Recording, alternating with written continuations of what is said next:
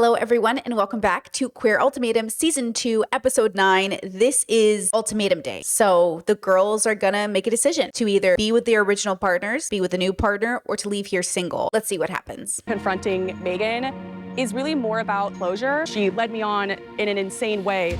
So I feel like that deserves some owning up. Oh, I forgot. Okay, so basically we got a clip of the host explaining what's going to happen. We have a clip of Megan saying I love you to Haley. And now we have Haley going to confront Megan. I forget that in Ultimatum, they get to talk to their trial wives and before they meet their original trial wives. So now we get to see what's going to happen when confronted. It's for you.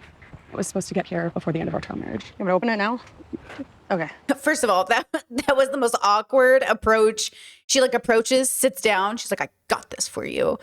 I don't know what it is, but also at the same time, what an interesting energy to come with. And Megan is so docile and wounded already. And Haley's coming in with this big energy.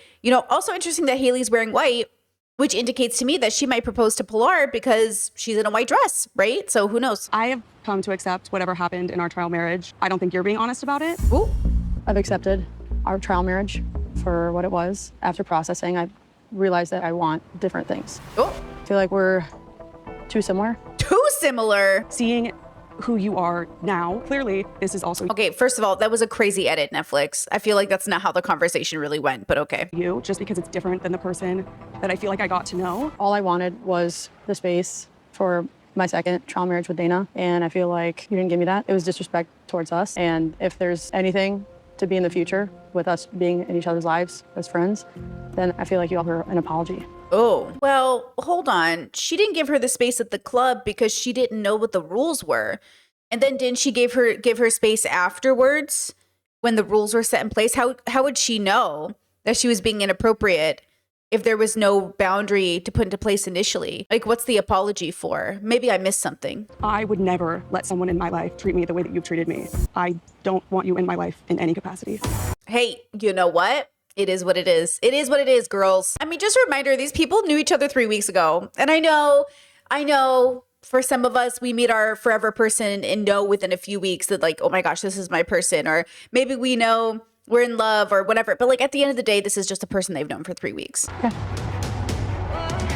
Okay. I respect your wishes. What are you going to do? Argue with her, I don't know what the gift was that she gave her. It looks like a t-shirt. Was it one of Megan's old t-shirts? I don't know what that was, but here we go. I think that it's really clear in the way that Megan is talking now that these are words that Dana wants me to hear. Megan is trying to take everything that's happened and spin it to be a certain way, spin it to be that I've been disrespectful to her. And I'm like, what could be more disrespectful than going back on everything that she told me for 3 weeks straight? I'm really not surprised. I think that this is who Megan is. No, I don't know. Is it? Okay, am I being too lenient on Megan because I like her? You guys got to hold me accountable. I was asking myself this after I posted yesterday's episode. I was like, man, maybe I'm being too lenient on Megan because I feel for her with her family background. We come from similar backgrounds. And maybe I wasn't holding Megan accountable enough in many ways because I see her as a people pleaser. At the end of the day, she's a grown up. She has to make grown up decisions. She is also 27. I'm a little empathetic, I guess, to her positioning in life. But am I being too lenient on her because I like her?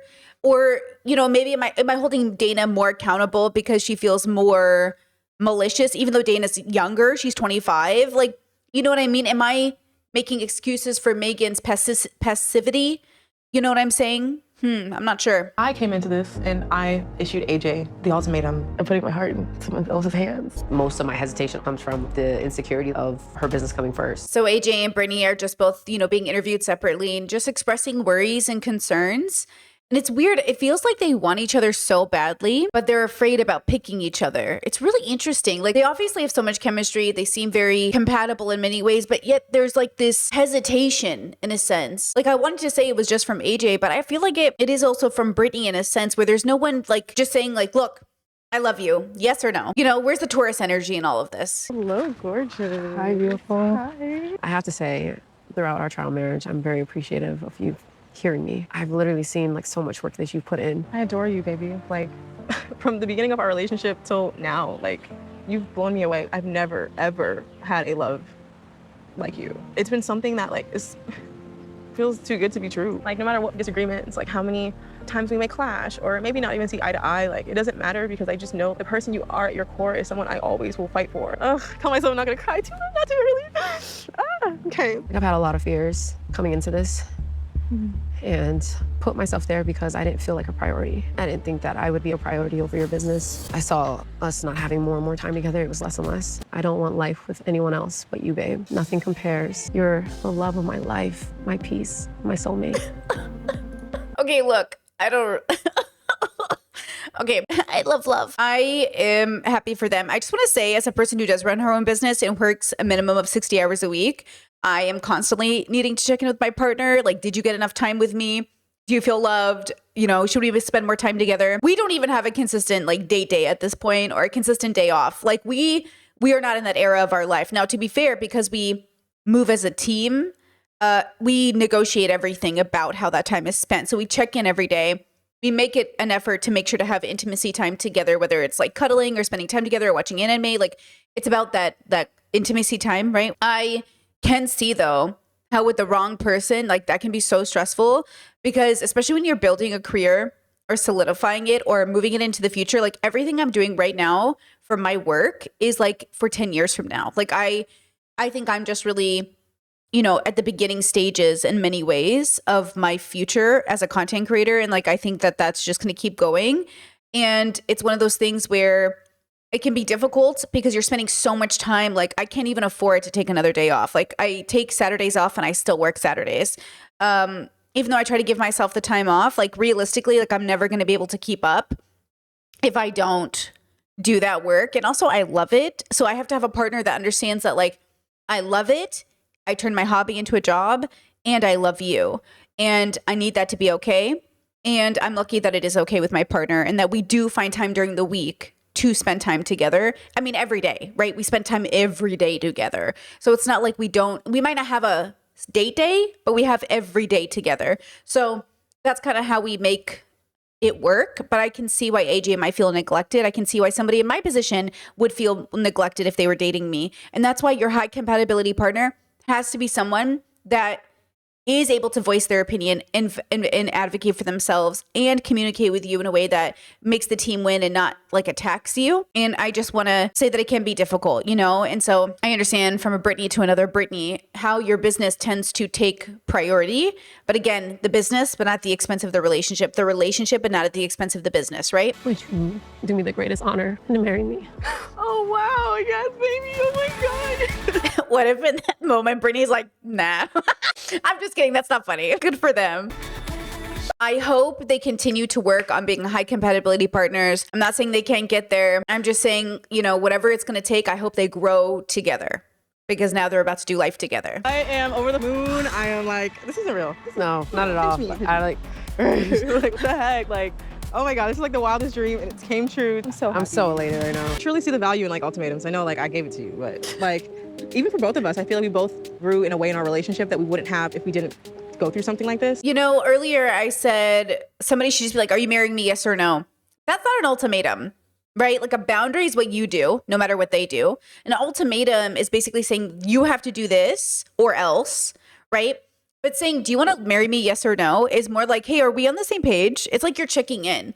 An ultimatum feels to me like a threat, and I don't like it. It's not a threat. These are three categories, right? A boundary, a threat, and an ultimatum are different. I think I just don't prefer an ultimatum because I think it's like, I don't know, there's something like unnecessary about it to me, but I'm glad that they felt like it benefited them. Maybe it works for you guys. I just know for the category of person I am, I don't do well with ultimatums. Maybe because I'm autistic and it triggers my PDA. I'm like, don't tell me what to do, you know? But a boundary is something I can respect. I can respect somebody's boundaries. As the ultimatum receiver, I came into this with a lot of fears. I didn't realize that I really had still a wall up against Haley. I think it's just my way of defending and protecting myself. I didn't realize how much I've been festering over my parents and childhood stuff that I can move on from if I simply let go and forgive them without necessarily having that reconciliation with them. Exactly. Forgive your parents for being human and be open with boundaries. Because ultimately that's what we want for our limited time on earth, is to be free enough to actually experience like a joy, to have a joyful life, you know? And look, like it is a journey and it's easier said than done and it could take you years, decades, but it is possible. to forgive and let go. Like, let go of this burden, which is different than trying to break a generational curse. Like, these things are different. You guys know I'm always trying to break generational trauma.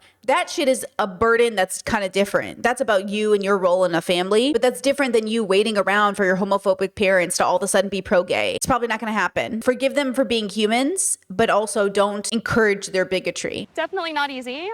It hurt to see you hurting about someone else. It hurts to see you hurting about someone else. Yeah, interesting. What do you guys think about situations where your ex dies and you want to go to the funeral or talk to the family or pay your respects? Some people don't like that. I come from a culture where like you got to let people mourn the dead, even if it's, you know, a little unorthodox, but like it makes sense to me to mourn an ex if they die or to be like sad or if the family reaches out to you, right? To like be there. But some people are like, if you're still mourning your ex, I'm over it. But like there is a difference between still wanting to be with your ex and mourning them because they died preemptively. Because I'm assuming if they died and you had just dated them a few years prior or even like a decade prior, it might feel like a big deal because you're still so young. It'd be different if you were like 80 and your ex died from 40 years ago. You'd be like, okay, like why would I even know that? But then maybe you'd be a little sad, like, oh, an end of an era.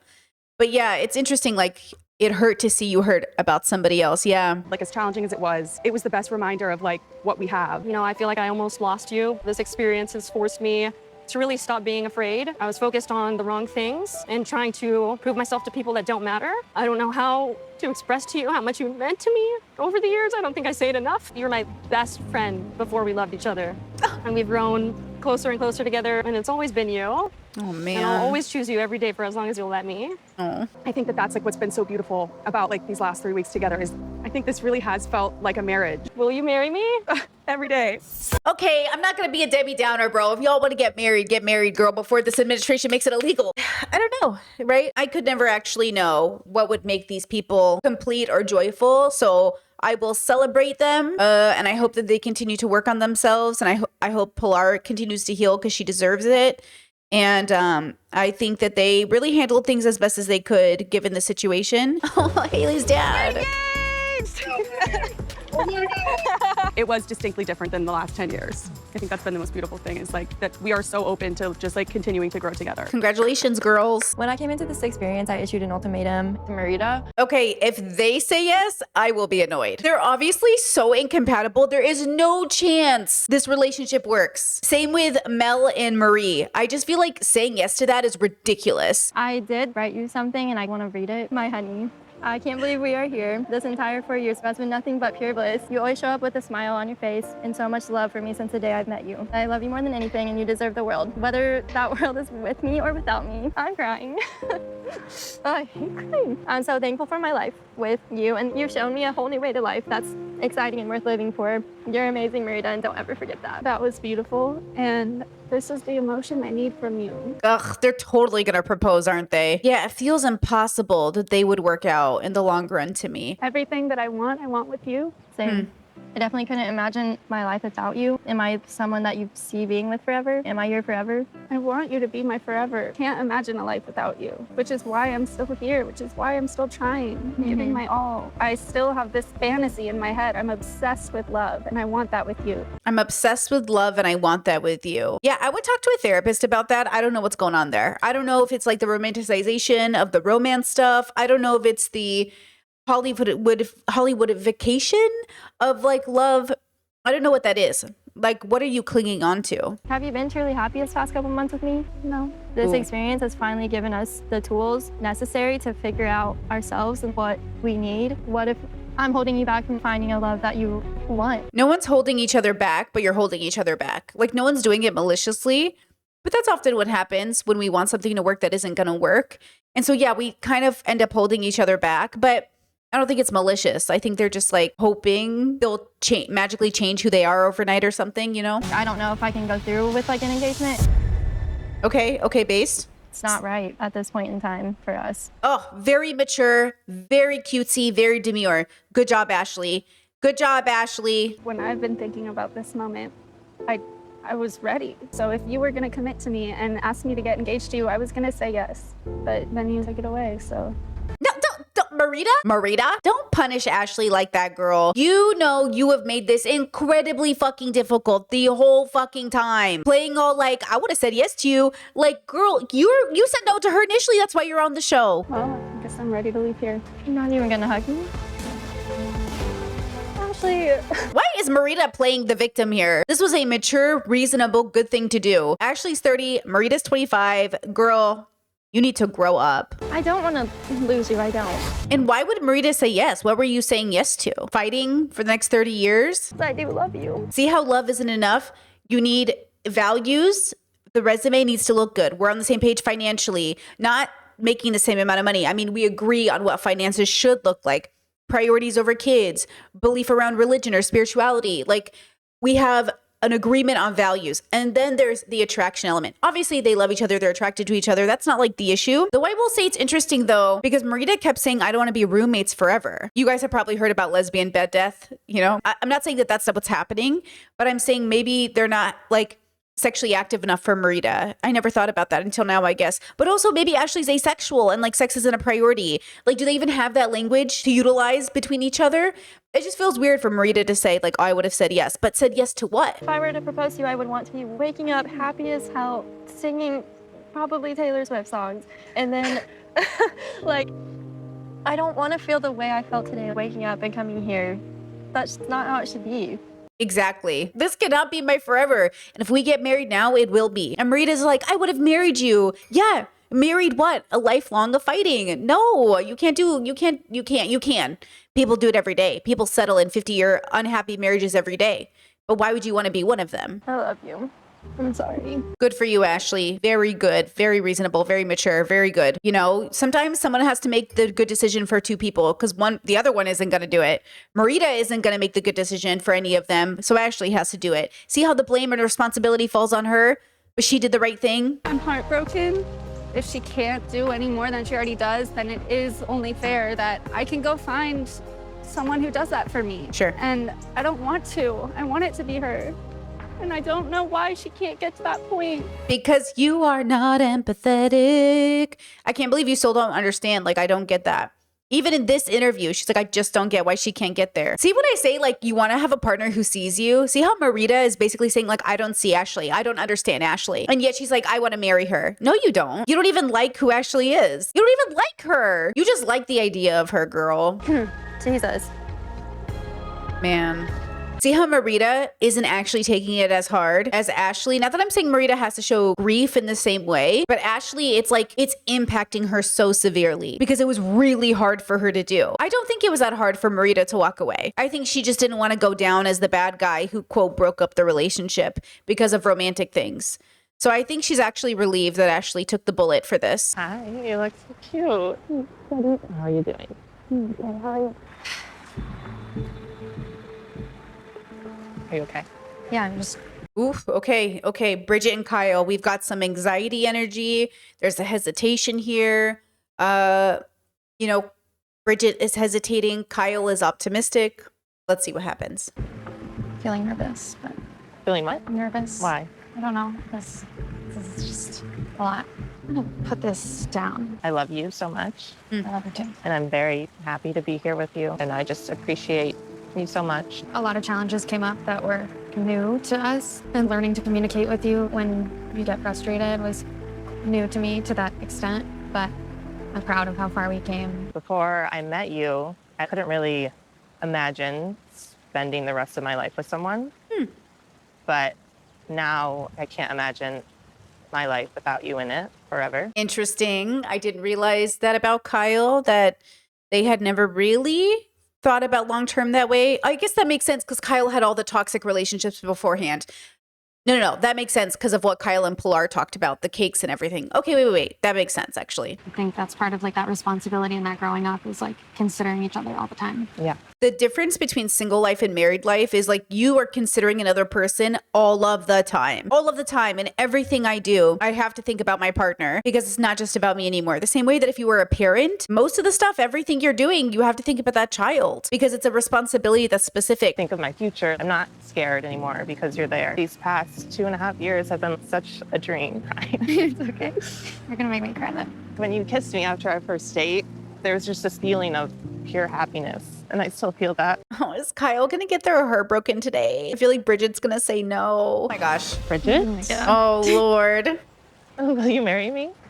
Yes. How do you say no to Kyle though? Look how cute she is. How do you say no to her big smile, her sweet freckles, and this haircut that I wish I could pull off? How do you say no to this? This is unfair. This is manipulation.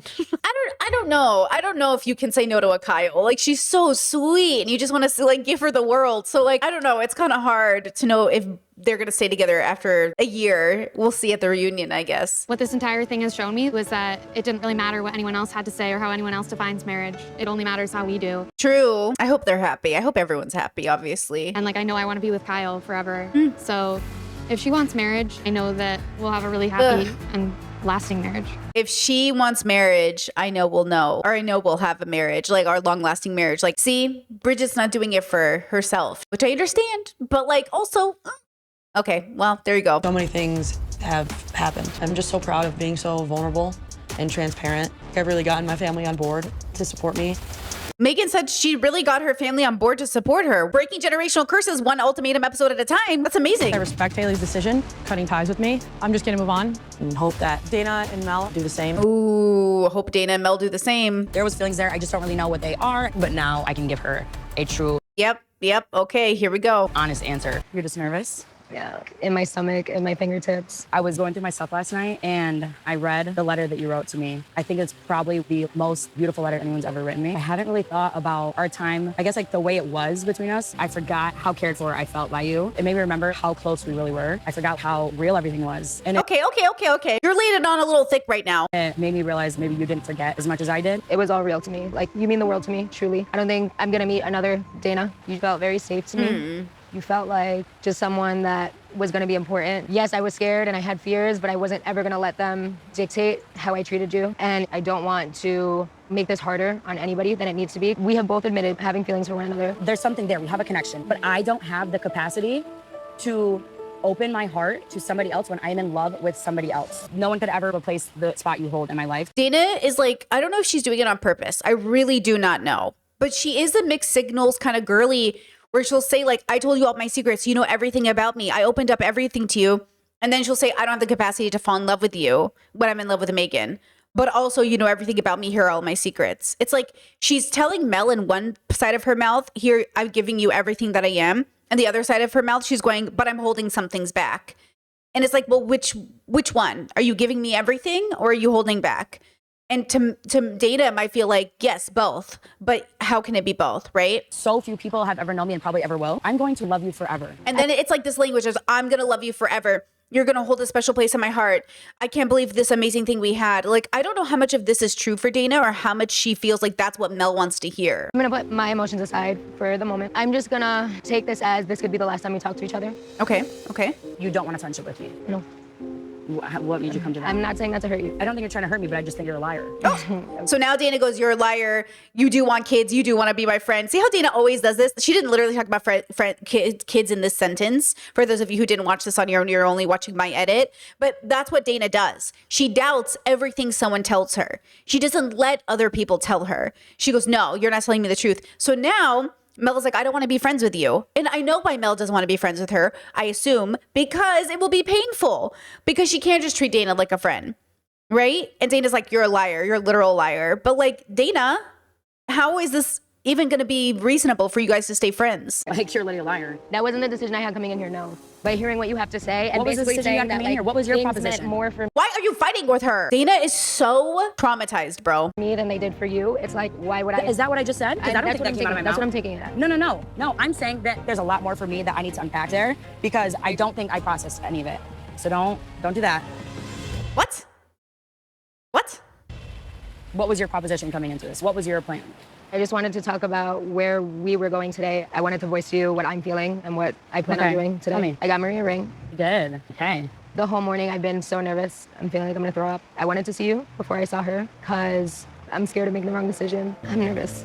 who are you doing it for? For her, because it's what she wants. Dana's the kind of person who comes into your life and feels like they know what they're talking about because they're so aggressive and end their sentences with a period, but it's not backed by any data. Her personality makes people feel more reassured than they should because she's not even, like, it's just all air. It's all fluff. You know what I mean? And now Mel is saying she's proposing to Marie or got her a ring because she knows it's what she wants. Yeah, and she's doing it for Marie because it's what she wants, which is not good. You don't do something like this for somebody. You don't marry somebody because they want to marry you. I mean, Dana's right. You don't, that's not why you marry somebody. You marry somebody because you want to marry them. That's what Marie wants. If it's not what you want, you're hurting her too. And then guess it feels like Dana is telling Mel to stay single in case we have something later. Like Mel is saying, if it's over between us, I don't want to be friends. And Dana's like, that's not what I'm saying. Don't put that in my mouth. It feels like Dana is always giving people advice that benefits her in the end, but not the person she's giving the advice to, even when the advice is something good, like don't get married for the wrong reason, right? Guess what? You're gonna break her heart a year from now, 2 years from now, when you aren't happy and you sabotage your relationship. You need to figure out what you want. She like lectures like a mom and people think that means something, but she's too unhealed to give people the right advice, let alone herself. Like now I'm really curious what Dana's gonna say to Megan, right? Oh, thank you again for everything. I don't let myself love other people that often. Losing Dana, yes, it breaks my heart, but I'm at the point where me forcing myself into her life, it's just gonna end badly anyway. True.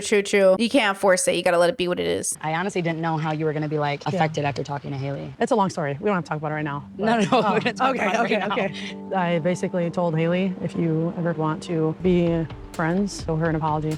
Wow. Do you feel like it was authentic to you though, or did you do it for me? I did it for me and I did it for us. And I'm of course. proud of you. Yeah. Mel is so interesting. She has just like such a look in her eyes. I guess it's just anxiety. Every one of the girls like is riddled with anxiety, which makes sense. It's a very anxiety-inducing situation because it's weird. They have to have a conversation about talking to other people. Then they have to come together and decide if they want to get married. It's like it's all very awkward. I've never wavered in how much I believe in us until now. That's one time out of all this time we've spent together. I wrote something that I wanted to read to you. Okay, that was so awkward. Like, I thought she was going to talk about Mel and what she talked with Mel with, or Haley, or I guess the way they're spicing the conversation is they're probably not because we already just saw it. They probably don't want to see us repeat it. But I'm curious if Megan told her what, Haley said about not wanting to be her friend, or if Dana shared what Mel shared about not wanting to be her friend. Here we go. I'm going to be real with you. Everyone who writes each other letters is a huge red flag. Why are you writing each other the most beautiful letters in the world just to be like, psych, don't want to be with you? It's like, you could have saved that. It's like the letter feels like a cope to me. Everyone's out here writing letters to each other. It's like a play, like they're psyching themselves out or something, or they're playing a character or something. Like Dana says, "Oh, this letter Mel wrote me. It was amazing. Like Mel really loved me." Da da da da. Okay, what does that matter? You know what I mean? I don't know. The letters feel weird. You give me purpose and hope in life and in love. When I'm with you, I know everything will be okay as long as you're by my side. I can't imagine a world without knowing you or how I ever lived without you before. You're the first person who saw something in me when I was going through some of the hardest times. Throughout spending time with you, I opened my eyes to a different side of life, a side that made me appreciate just being and not filling my time with doing. I want to make my way in this world with you. I want all the first things together. First house, first car, first kid, and a first ring. I couldn't even begin to think about giving up right now. Well, then let's do it. Will you marry me? Yes. I mean, what is there to say? You're going to do what you're going to do, girls. I can't stop you. No one can stop you. You're an adult. You're going to do what you're going to do. Let's get out of here. Wait, I have something to ask you though. Megan, I'm not getting down on my knee because I will bust this dress. Will you marry me and spend the rest of your life with me? Yes. Yeah? Oh, wow. A little double proposal. With enough pressure, you create a diamond. I have nothing to say. I've said it all. I've said everything I wanted to say. I did learn a lot about myself going through this whole experience. I'm able to be way more open with you than I ever was. I know I was always scared of like hurting you and scaring me away. I value how honest you've been. Not all of it is pretty, but it's worth it. You're worth it. I wholeheartedly feel like we can get through and get over everything. Okay, weird energy so far because it's like tense and nobody knows what's going to happen. I obviously hope they also don't say yes to one another. It's not reasonable, right, to assume this will go somewhere. It's already been long enough. You should know by now. And at the same time, like if they do choose to be together, I obviously wish everybody health and happiness. You deserve so much happiness. I really felt very up and down. I couldn't walk away and I didn't want to spend a day without you. And then there's days when I think to myself, it would be a disservice to you for us to try so hard and not work. It's very rewarding to see how you've grown since the beginning of this. You're pretty special. I think so. I know so. Every day with you means so much to me. No matter what I'm scared of and no matter how scared I am to do this, I know I just want to do it with you. You always said you're the most simple person and you don't need anything insane or crazy. I got you this. Well, you know, ladies, what are you gonna do? It's lovely. Thank you. I feel like a gangster now. All jokes aside, I'm sure today, I could be unsure tomorrow, but then I'll be sure the next day, and then I'll be unsure again the next day. And I don't want to promise you that you won't ever have doubts as well. Agreed. I just want us to be able to work through those and to be able to be there for each other. Marie Angeline. Stop. Okay, good. Because I was about to say, if you did not get her an actual ring, bro. Will you marry me? Today, every day, tomorrow, I'll just answer quick because I'm going to throw myself in that lake very soon. Oh, brother.